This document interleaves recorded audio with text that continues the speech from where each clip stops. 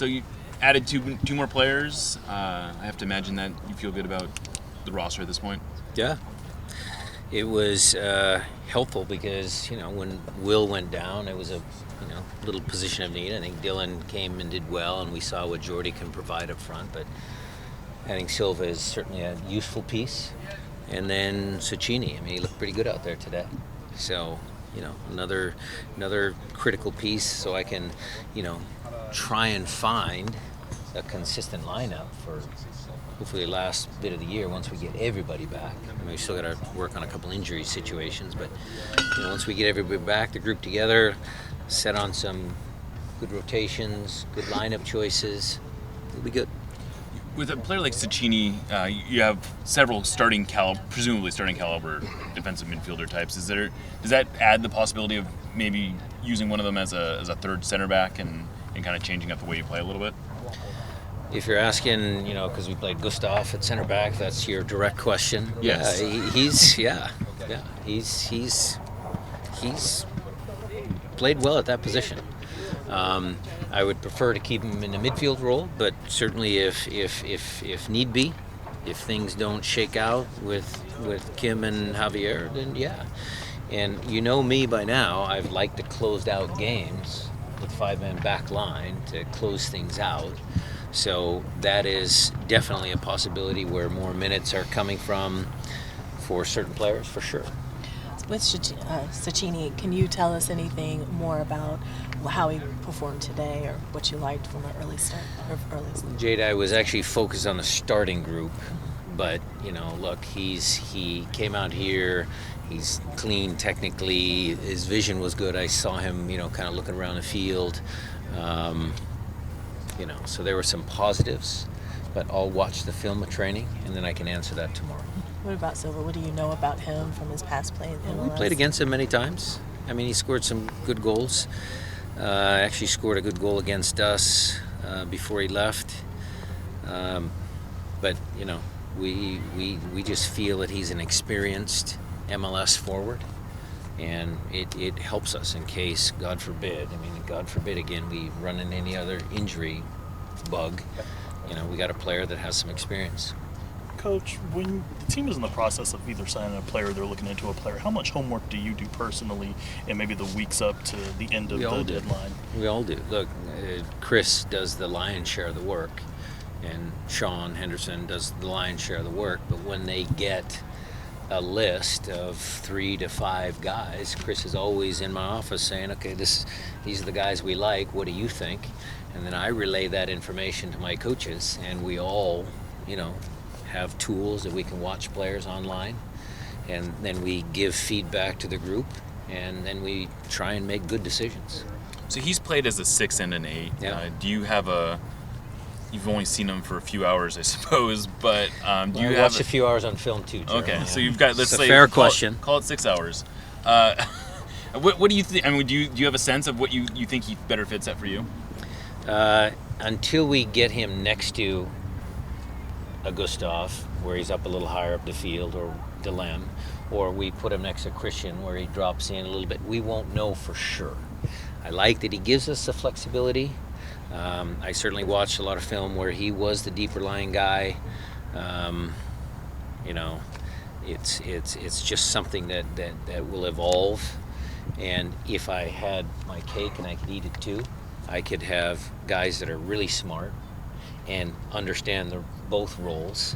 Because look, Gustav has a ton of experience, Swedish national team player. We all know Christian's tactical acumen. Dilem might be the one that you would say is kind of more of a 6. Danny Leva certainly can understand the demands of each position, and Cecchini. So I like players that make plays. I like guys that can read the situations. How many times has Christian kind of filled in for people all over the field just because his awareness, this is a place that I need to be? So hopefully we can, yes, establish certain set roles and responsibilities, but always as a coach, guys that are out on the field making plays, I got no problem with that either. You mentioned the health. How are you as far as getting everybody back? Victor was in full today, Jada. How about Brad Smith? Yeah. Brad Smith was not at training today. And how's he doing there in status? He's a good kid. He's a really nice kid. What about Gustav? Gustav was in 3/4 of the training. We'll have him in full training tomorrow.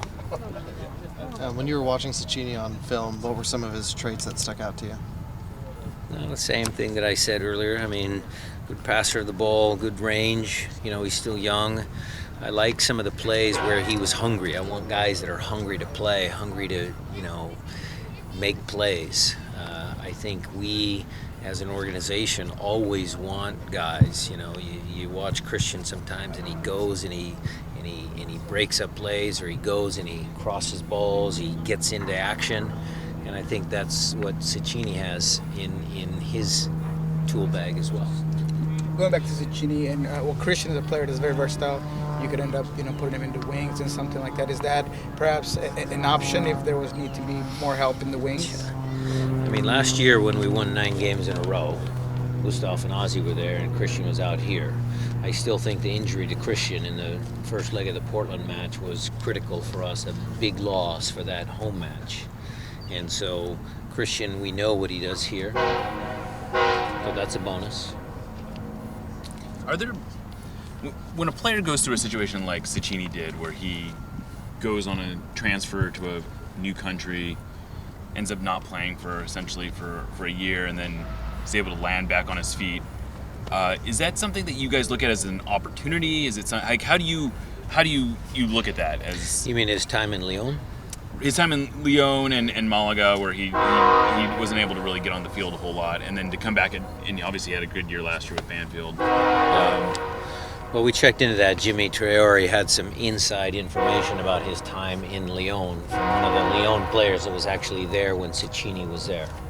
And so there were some things that, the coach and, changing of coaches, we got reports that he was a good team player for Lyon, worked hard, did everything he was told. There was no red flags that caused us not to pursue the signing.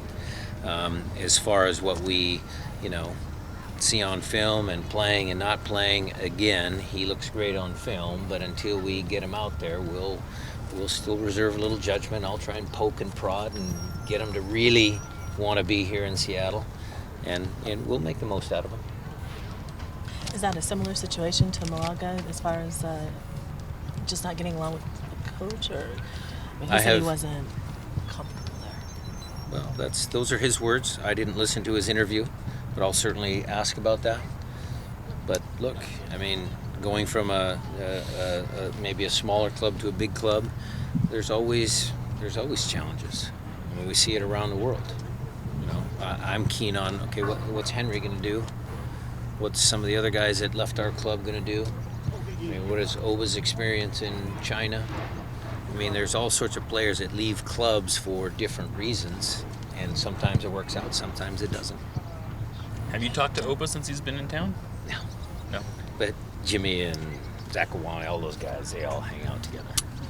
Down the road, I mean, your preference would be to keep everybody and for the club to purchase an international slot from another team, right? Or is that out of your... You're talking about which situation? If y'all end up with 9 international slots, is that 9 international players? I'm sure Garth answered that. Mm-hmm. That's always a possibility. Yeah. Teams trade for that all the time.